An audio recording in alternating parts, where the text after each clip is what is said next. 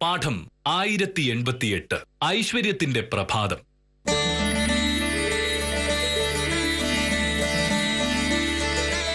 ഈശ്വര, ഇന്നത്തെ ദിവസത്തിന്റെ പ്രത്യേകത എന്താണെന്ന് നിങ്ങൾക്കറിയാമല്ലോ. വില്ലേജ് ഓഫീസ് വീണ്ടും പഴയ കെട്ടിടത്തിലേക്ക് മാറ്റുകയാണ്. ഇതൊന്നും ഞാൻ പറയാതെ നിങ്ങൾക്കറിയാമല്ലോ. എന്നാലും ഞാൻ പറഞ്ഞതേ ഉള്ളൂ.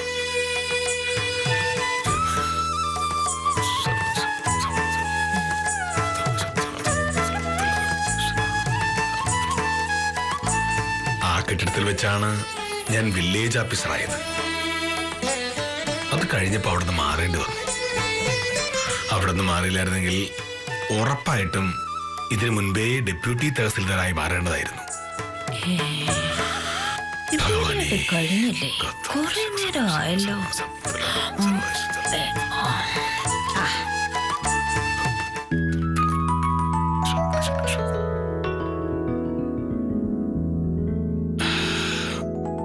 എന്റെ ഭാഗ്യം കൊണ്ടാണ് ഇപ്പൊ ആ കെട്ടിടത്തിലേക്ക് തിരിച്ചു വരാൻ പറ്റും. ഇനിയിപ്പോ എന്റെ പ്രൊമോഷൻ താമസിപ്പിക്കലെന്ന് ഉറപ്പല്ലേ. കെട്ടിടം മാത്രം നന്നായോണ്ട് കാര്യമില്ലല്ലോ. നിങ്ങളുടെ മനസ്സ് വെച്ചാലല്ലേ എല്ലാം നടക്കും. സഹായിക്കണേ.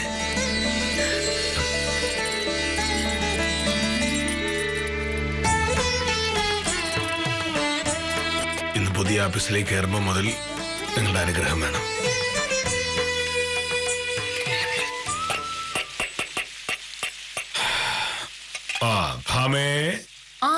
ഇതെന്തൊരു പ്രാർത്ഥനയായിരുന്നു. കൃത്യം ഒരു 20 മിനിറ്റായി. ഇതിനെ മാത്രം പ്രാർത്ഥിക്കുക എന്തായിരുന്നു മോനുടെ പ്രശ്നം? പ്രശ്നമുണ്ടാകുമ്പോൾ മാത്രമല്ലല്ലോ ഞാൻ പ്രാർത്ഥിക്കാറുള്ളത്. പ്രശ്നം ഉണ്ടാകാതിരിക്കാൻ കൂടിയാണ്. ഇന്ന് പഴയ കെട്ടിടത്തിലേക്ക് മാറുകയാണ് വില്ലേജ് ഓഫീസ്. അതും 2.5 വർഷങ്ങൾക്ക് ശേഷം. അപ്പൊ പിന്നെ പ്രാർത്ഥിക്കാതിരിക്കാൻ പറ്റുമോ? വില്ലേജ് ഓഫീസ് ഒരു കെട്ടിടത്തിൽ നിന്ന് വേറൊരു കെട്ടിടത്തിലേക്ക് മാറുന്നതിന് ഇതിനു മാത്രം പ്രാർത്ഥിക്കുകയാണെങ്കിലേ മോഹനേട്ടൻ ഒരു പ്രൊമോഷൻ കിട്ടുന്ന നീ എന്തുമാത്രം പ്രാർത്ഥനയായിരിക്കും മോനേട്ടാ. ജീവിതത്തിൽ എന്ത് പുതിയ കാര്യം ചെയ്യുന്നതിന് മുൻപും പ്രാർത്ഥിക്കുന്നത് നല്ലതിനാണ്. അത് നിന്നെ പോലെ അഹങ്കാരികൾക്ക് മനസ്സിലാവില്ല. എനിക്കറിഞ്ഞോട്ടെ. നീ ഇതുവരെ ചോറെടുത്ത് വെച്ചില്ലേ? ഇല്ലെങ്കിൽ എനിക്ക് കൃത്യം 9 മണിക്ക് തന്നെ പുറപ്പെടണമെന്ന് ഞാൻ ഇന്നലെ നിന്നോട് പറഞ്ഞാണ്. എല്ലാ ദിവസത്തെയും പോലെ അല്ല. ഇന്ന് രാവിലെ 9:30 ഓഫീസ് തുറക്കപ്പെടും. 9:31 ഐശ്വര്യമായി വിളക്ക് കൊളുത്താൻ. പിന്നെ എന്റെ വക ചെറിയൊരു പ്രസംഗം.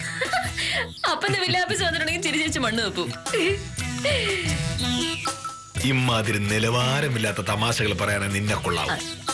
ചോദ്യം എനിക്ക് പോണം. അയ്യോ, ഞാൻ അങ്ങനെ വലിയ നിലവാരമൊന്നുമില്ലാത്ത ഒരാളായിപ്പോ മോഹനേട്ടാ. അപ്പൊ മോഹനേട്ട തന്നെ ചോറ്റുപാത്രം എടുത്താൽ മതി. എന്താ വെറുതെ തർക്കിച്ച് സമയം കളയരുത്. 8:45 എനിക്ക് പോണം. അതിന് ഞാൻ പറഞ്ഞു പോണ്ടെന്ന്. ശിശുപാലനും സ്വയംപ്രഭയൊക്കെ രാവിലെ 8 മണിക്ക് തന്നെ ഓഫീസിലെത്തിയിട്ടുണ്ടാവും. ഞാനായിട്ട് അവിടെ താമസിച്ചത് ഭയങ്കര മോശമായി പോകും. താമസിച്ചല്ലേ ആര് പറഞ്ഞു മോഹനേട്ടാ? വന്നാരാണെന്ന് ഞാൻ നോക്കിക്കോളാം. നീ എന്നെ ചോറ് കറി എടുക്ക്. എന്നെ കാണാവുന്ന ആരെങ്കിലും ആണെങ്കിലോ? അങ്ങനെയാണെങ്കിൽ അവരോട് എന്താ പറയണമെന്ന് എനിക്കറിയാം. നീ വേഗം ചോദ്യത്തോടെടുക്ക്. ഭീഷണിയാ? കൃത്യനിഷ്ഠയും ഉത്തരവാദിത്വ ബോധവുമുള്ള ഒരു സർക്കാർ ഉദ്യോഗസ്ഥന്റെ ഭാര്യയാണ് നീ. അതിനനുസരിച്ച് പെരുമാറാൻ പറ്റിക്കൂ.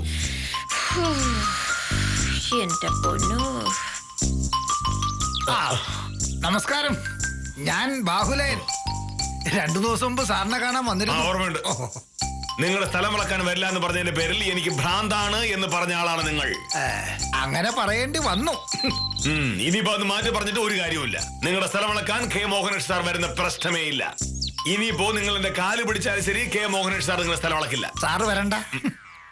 ഞാൻ സാറിനെ കാണാൻ വന്നതല്ല, വക്കീലിനെ കാണാൻ വന്നതാ. വക്കീൽ ഇവിടെ ഇല്ല. അയ്യോ, ഇവിടെ കാണുമെന്നാണല്ലോ എന്നോട് പറഞ്ഞത്. ഈ വീട്ടിലെ കാര്യങ്ങളും ഭാമയുടെ കാര്യങ്ങളും തീരുമാനിക്കുന്നത് ബാഹുലയൻ ചേട്ടനല്ലല്ലോ, ഞാനല്ലേ. എന്റെ ഭാര്യ അഡ്വക്കേറ്റ് സത്യഭാമ ഇവിടെ ഇല്ല എന്ന് ഞാൻ പറഞ്ഞാൽ പറഞ്ഞതാ. ബാഹുലയൻ ചേട്ടനായിരുന്നു വക്കീല്. ഈ വക്കീലാണ് സാറേ ഞാൻ പറഞ്ഞത്. ആണോ? ശരി, ഞാൻ വിചാരിച്ച് വേറെ ആരെയാണോ. ബാഹുലൻ ചേട്ടന്റെ കേസിന്റെ കാര്യം ഞാൻ നോക്കി. കുഴപ്പമൊന്നുമില്ല, നമുക്കത് ശരിയാക്കാവുന്നേ ഉള്ളൂ. എനിക്ക് ആ കേസിന്റെ കുറച്ച് ഡീറ്റെയിൽസും കൂടി ഇത് വക്കീലാഫീസ് അല്ല, എന്റെ വീടാണ്. ബാഹുലൻ ചേട്ടൻ അന്ന് എഴുതി തന്ന എഗ്രിമെന്റ് പകർപ്പുണ്ടോ? അല്ല മണി 8:50 കഴിഞ്ഞു. അയ്യോ, പകർപ്പ് ഞാൻ നോക്കിയിട്ട് കാണുന്നില്ല.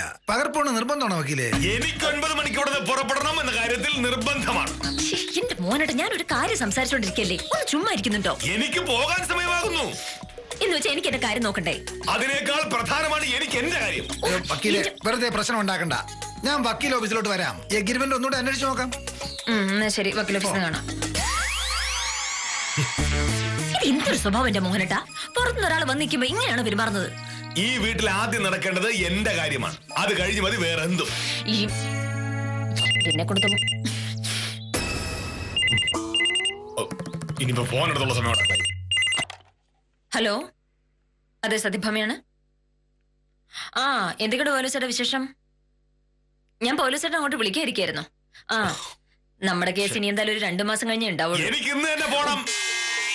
സാരമില്ല, കോടതിയും കേസ് വെക്കാമ്പോ ഇങ്ങനെയൊക്കെ തന്നെയല്ലേ. ചില കേസുകൾ ലിസ്റ്റ് വരാൻ 1-2 കൊല്ലം വരെ എടുക്കാറുണ്ട്. മണി 9 ആകുന്നു.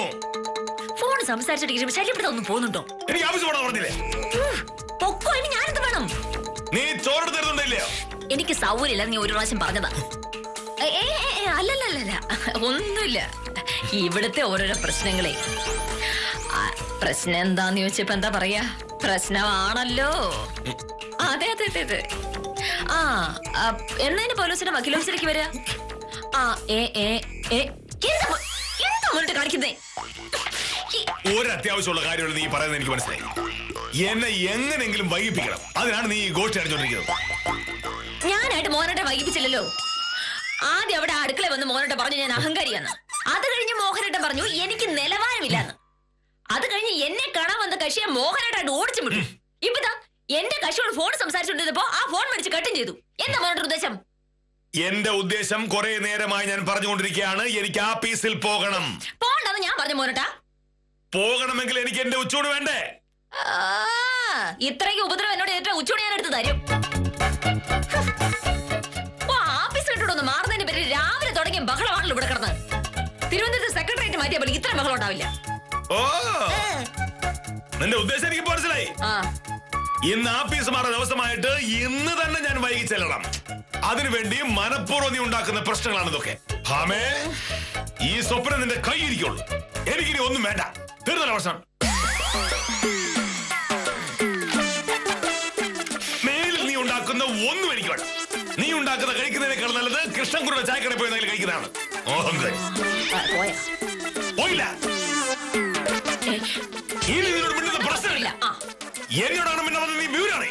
മതിയോ? അഹങ്കാരി. അത് കൊള്ളാലോ.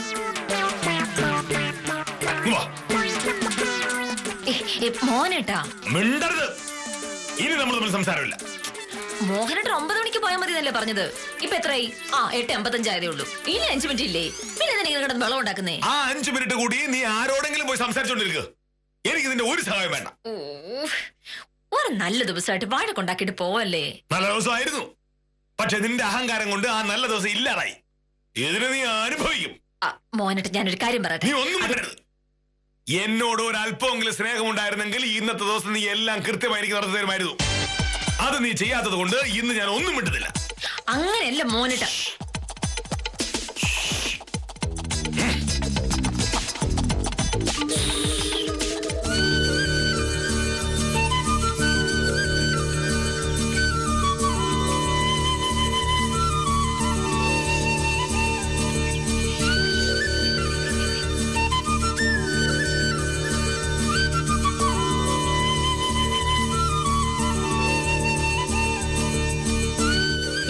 എവിടെ പോയി കിടക്കുന്നു?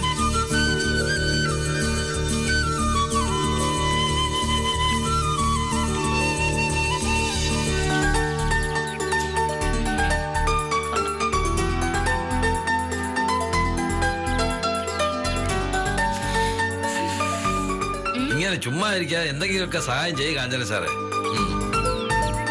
ഞാൻ ഒറ്റയ്ക്ക് ഇതൊക്കെ ചെയ്താലും 9 അല്ല 10 ആയാലും ഇത് തീരില്ല.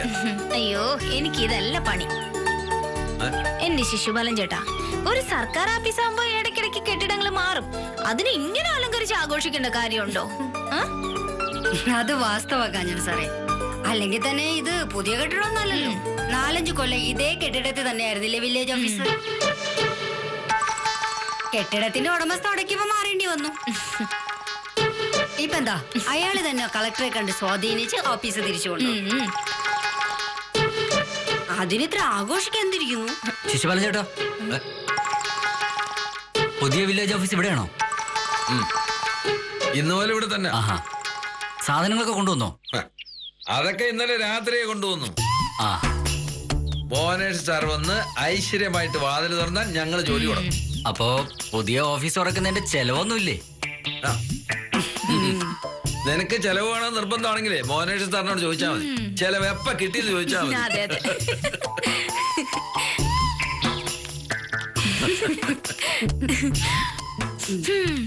അയാള് പറഞ്ഞതിലും കാര്യമുണ്ട് ശിശുപാലൻ ചേട്ടാ. ഈ പേപ്പറും ബലൂണും ഒക്കെ വാങ്ങിയ കാശ് കൊണ്ട് ഞങ്ങൾക്കൊരു ഐസ്ക്രീം വാങ്ങി തന്നിരുന്നെങ്കിൽ അതിനൊരു അന്തസ് ഉണ്ടായിരുന്നു. ഇത് ചുമ്മാ നാട്ടുകാരെ കാണിക്കാൻ വേണ്ടിയിട്ട്. നാട്ടുകാര് കാര്യങ്ങളൊക്കെ അറിയിട്ടെന്നാ സാറ് പറയുന്നത്. ഓ, ഒരു വില്ലേജ് ഓഫീസ് എന്ന് പറഞ്ഞാൽ നാട്ടുകാർക്ക് മുഴുവനും വേണ്ടപ്പെട്ട ഓഫീസല്ലേ. അപ്പോ ഓഫീസിന്റെ സ്ഥലം മാറുമ്പോ നാട്ടുകാർ മുഴുവനും അറിയണം. പിന്നെ ശിശുപാലൻ ചേട്ടാ, എന്താ പരിപാടി?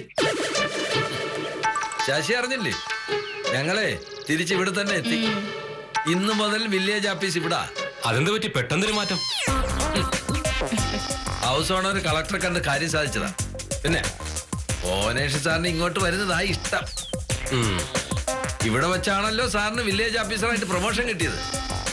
അത് ഈ കെട്ടിടത്തിന്റെ ഐശ്വര്യമാണെന്ന് ആ സാറ് പറയുന്നത്. നടക്കട്ടെ.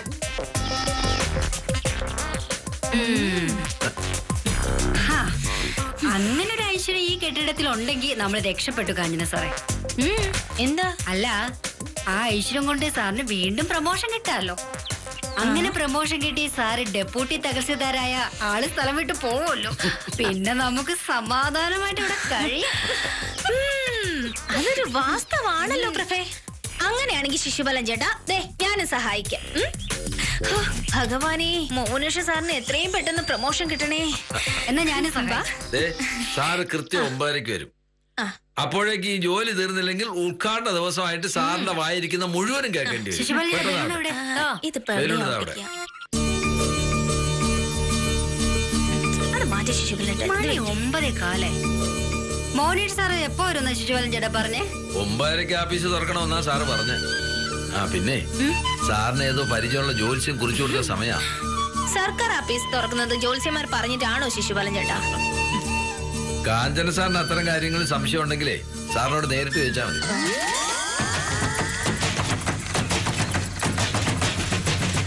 കാഞ്ചന സാറേ, ഇതാ വരുന്നു ആള്.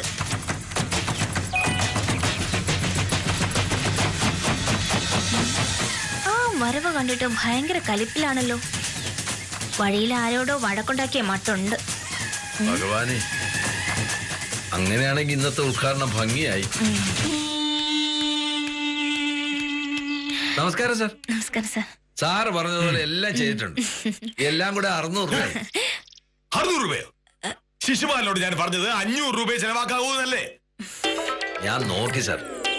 പിന്നെ എല്ലാം വാങ്ങിച്ചു വന്നപ്പോ തന്നെ 500 രൂപയായി. പിന്നെ ബൈക്കിന് പെട്രോൾ അടിച്ച കാശോടെ നോക്കുമ്പോ എന്തിനാണ് ബൈക്കിൽ പോയത്? നടന്നു പോകാമായിരുന്നല്ലോ. ഇത്രയും ദൂരം ഞാൻ എത്ര ദൂരം നടന്നാണ് ഇങ്ങോട്ട് വന്നത്? ഇതിൽ കൂടുതൽ ദൂരമുണ്ടെങ്കിൽ ഞാൻ നടന്നല്ലേ വരൂ. കഷ്ടമാണ് നിങ്ങളുടെ കാര്യം. ഒരു ബൈക്ക് വാങ്ങി അതിൽ കയറി ഇങ്ങനെ പറന്നങ്ങ് നടന്നാൽ എല്ലാമായി നിങ്ങളുടെ വിചാരം. ഇത്തരം കാര്യങ്ങളിലെങ്കിലും നിങ്ങൾ എന്നെ മാതൃകയാക്കണം. സാറേ, സമയം 9:30 തുറക്കണ്ടേ? തുറക്കാം. അതിനു മുൻപ് എനിക്ക് നിങ്ങളോട് ചില കാര്യങ്ങൾ പറയാനുണ്ട്. പ്രിയപ്പെട്ടവരെ, നമ്മുടെ ജീവിതത്തിൽ ഒരു വലിയ മാറ്റം സംഭവിക്കാൻ പോകുന്ന ദിവസമാണെന്ന്. ഇതുവരെ വില്ലേജ് ഓഫീസ് പ്രവർത്തിച്ചുകൊണ്ടിരുന്ന കെട്ടിടത്തിൽ നിന്ന് നമ്മൾ ഇങ്ങോട്ട് മാറിയിരിക്കുകയാണ്. ഈ കെട്ടിടത്തിനകത്തേക്ക് പ്രവേശിക്കുന്നതിന് മുൻപ് നമ്മൾ ഒരു പ്രതിജ്ഞ എടുക്കണം. തയ്യാറെടുത്തോളൂ. തലയല്ല, കൈനീട്ടി വെക്കൂ. നാട്ടിലെ ജനങ്ങളുടെയും ജനങ്ങളുടെ സർക്കാരിന്റെയും നന്മയ്ക്ക് വേണ്ടി ഞങ്ങൾക്കാവും വിധം കൃത്യമായും സത്യസന്ധമായും ജോലി ചെയ്തു കൊള്ളാമെന്ന് ഞങ്ങൾ സത്യം ചെയ്തു കൊള്ളുന്നു. ഞങ്ങൾ കൈക്കൂലി വാങ്ങുകയോ അഴിമതിക്ക് കൂട്ടുനിൽക്കുകയോ ചെയ്യില്ല. പറയൂ. ഞങ്ങള് കൈക്കൂലി വാങ്ങുകയോ അഴിമതിക്ക് കൂട്ടുനിൽക്കുകയോ ചെയ്യില്ല. ചെയ്യില്ല. ചെയ്യില്ല. എന്നാ? പറയൂ. ഞങ്ങള് കൈക്കൂലി വാങ്ങുകയോ അഴിമതിക്ക് കൂട്ടു നിൽക്കുകയോ ചെയ്യില്ല. ഭഗവാനെ, ഇനി തുറക്കാം. ഈശ്വരാ. എന്തോന്ന് ശിശുപാലൻ ചേട്ടാ? ഈശ്വരാ. എന്താ സാർ? താക്കോൽ എടുത്തില്ല. എടുത്തില്ലേ? മോഹനേട്ടൻ ഒരു പ്രൊമോഷൻ കിട്ടുന്ന നീ എന്തുമാതിരി പ്രാർത്ഥനയായിരിക്കും മോഹനേട്ടാ. ഭാമേ, താക്കോൽ എടുക്കാൻ മറന്നുപോയി. ഇനിയിപ്പോ എന്താ ചെയ്യുക? ഞാൻ പോയി എടുത്തിട്ട് വരാം സാർ. അല്ല വേണ്ട, ഞാൻ തന്നെ പോയിക്കോളാം. സാർ കഷ്ടമായി പോയത്.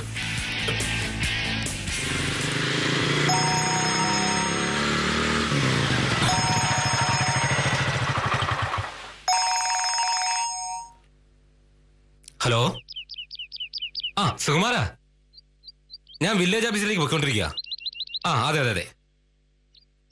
ഇല്ല, അത് ഇന്നു മുതൽ വില്ലേജ് ഓഫീസ് പുതിയ സ്ഥലത്തേക്ക് മാറി. അതെ, ഞാൻ മോഹനകൃഷ്ണൻ സാറിനെ കണ്ടിട്ട് വിളിക്കാം. ഓ ശരി ശരി.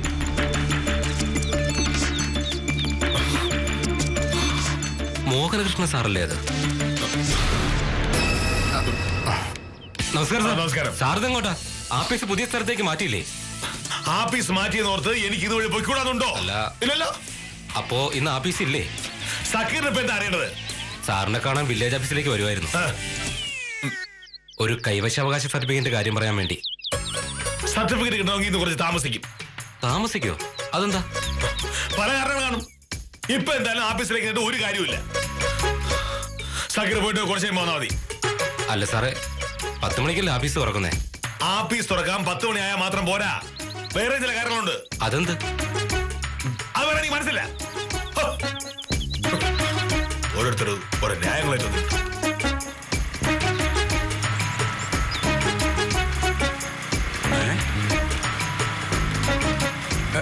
അയ്യോ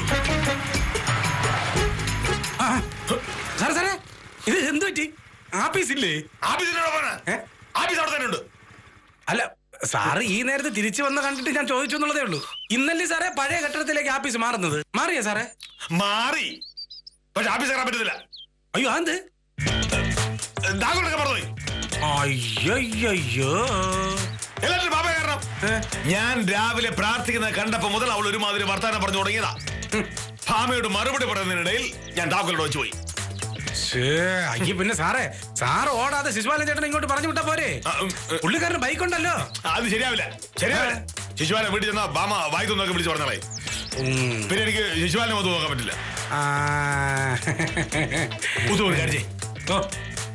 എന്നെ ഒന്ന് വീട്ടിൽ കൊണ്ടിട്ട് താക്കോൽ എടുത്ത് എന്നെ ആഫീസിൽ വിട്ടിട്ട് പോ. അല്ല സാറ് സ്കൂട്ടറിലൊക്കെ കേറൂ. അന്തരീക്ഷ മലിനീകരണം, ആഗോള താപനം ഒക്കെ ഇപ്പോഴും ഉണ്ട്. ശരി. തിരിച്ചു പോകുമ്പോ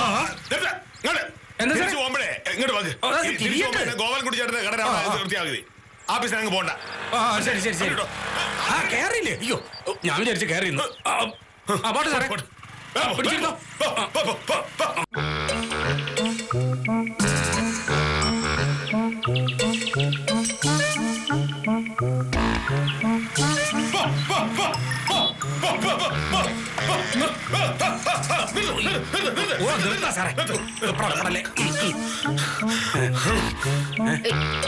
ഇതെന്താ മോനെ തിരിച്ചു വന്നേ?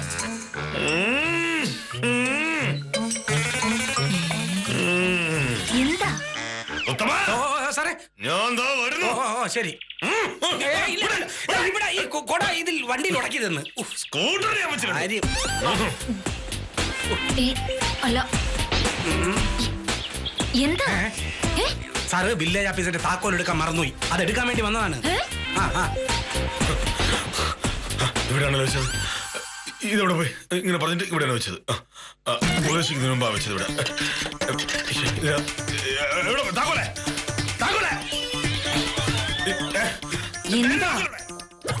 ഞാനത് ഇവിടെ തന്നെ വെച്ചത്. എനിക്ക് നല്ല ഓർമ്മയുണ്ട്. സമയം കളയാതെ എന്റെ താക്കോലെന്ന് പറയാം. പിന്നെ അവിടെ പോയി. ഇത് വാശി തീർക്കാനുള്ള സമയമല്ല, എനിക്ക് ആഫീസ് തുറക്കാനുള്ള സമയമാണ്. ആരെങ്കിലും ഒക്കെ വില്ലേജ് ഓഫീസ് കയറി വരുമ്പോ ആഫീസ് തുറന്നിട്ടില്ല എങ്കിൽ അത് വലിയ പ്രശ്നമാവും. എന്റെ താക്കോൽ നിനക്കല്ലത്. എന്റെ കയ്യിലില്ല എന്ന് ഞാൻ പറഞ്ഞത് സത്യമാണ്. പിന്നെ താക്കോൽ മാഞ്ഞു പോയോ? നമ്മൾ തമ്മിൽ പല വഴക്കുകളും ഉണ്ടായിട്ടുണ്ട്. അതിന്റെ പേരിൽ വില്ലേജ് ഓഫീസിന്റെ താക്കോൽ ഒളിപ്പിച്ച് വെച്ചാലുണ്ടല്ലോ, അത് ഭയങ്കര കേസാണ്. വില്ലേജ് ഓഫീസ് ഒരു സർക്കാർ ഓഫീസാണ്. അവിടുത്തെ താക്കോൽ അടിച്ചു മാറ്റിയാൽ നീ അകത്തായി പോവും. താക്കോല് ഞാൻ അടിച്ചു മാറ്റിട്ടില്ലല്ലോ, പിന്നെന്താണ് പ്രശ്നം? ഇത് തമാശ അല്ല, സർക്കാർ കാര്യമാണ്. എന്റെ താക്കോലെ എന്റെ ഇല്ലെന്ന് ഞാൻ പറഞ്ഞില്ലേ. എന്റെ ദൈവമേ, പോയി. എവിടെ പോകുന്നു? എന്റെ താക്കോൽ എവിടെ? മോഹനേട്ടനല്ലേ വില്ലേജ് ഓഫീസർ? വില്ലേജ് ഓഫീസിന്റെ താക്കോൽ സൂക്ഷിക്കേണ്ടത് ആരാണ്? മോഹനേട്ടനല്ലേ, ഞാനല്ലല്ലോ. പക്ഷെ നീ അതെടുത്ത് ഒളിപ്പിച്ചു വെച്ചാണ് പ്രശ്നമായി പോയത്. കുറച്ചു മുന്നേ ഇവിടുന്ന് ഇറങ്ങാൻ നേരം മോഹനേട്ടൻ പറഞ്ഞതെല്ലാം ഓർമ്മയുണ്ടോ? മോഹനേട്ടൻ ഇന്ന് ചോറ് വേണ്ട, ഞാൻ ഉണ്ടാക്കുന്ന ഒന്നും വേണ്ട, മോഹനേട്ടൻ മേലിൽ എന്നോട് മിണ്ടില്ല എന്നെല്ലാം അല്ലായിരുന്നു. പിന്നെന്താ എന്നോട് ഇപ്പം മിണ്ടാവരുതേ? അലറണ്ട. ബാഗ് തുറന്നു നോക്ക്. മോഹനേട്ടൻ കയ്യിലിരിക്കുന്ന ബാഗ് നോക്കാൻ നോക്ക്.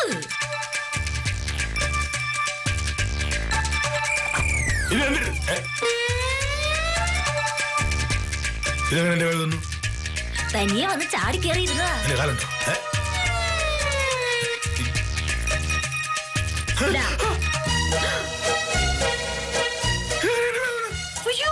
ഞാൻ കൊണ്ടുവന്ന് വെച്ചതാ. കൃത്യനിഷ്ഠയും ഉത്തരവാദിത്വ ബോധവുമുള്ള ഒരു സർക്കാർ ഉദ്യോഗസ്ഥന്റെ ഭാര്യയാണ് നീ. അതിനനുസരിച്ച് പെരുമാറാൻ പഠിക്കൂ. എന്റെ പൊന്നോ.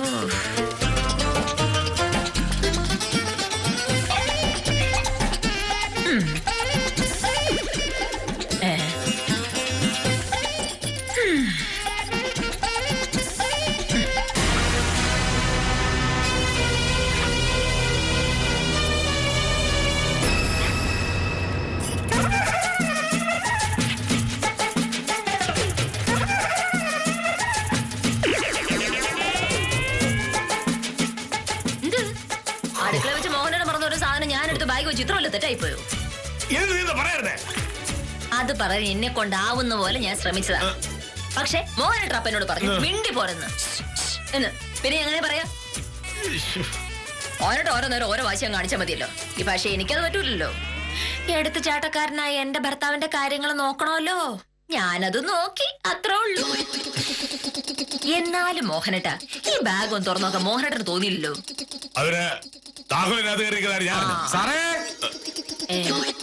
ഉത്ത പിടിക്കുന്നു.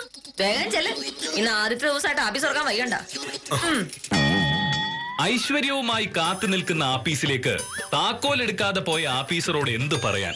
എന്തായാലും ഐശ്വര്യക്കേട് ഇവിടെ തീരുമെന്നും നാളെ മുതൽ വില്ലേജ് ഓഫീസറുടെ ജീവിതത്തിൽ ഐശ്വര്യം തിമിർത്തോളുമെന്നും പ്രതീക്ഷിച്ച് ഇന്നത്തേക്ക് വിട. കാര്യം നിസാരം തുടരുന്നു.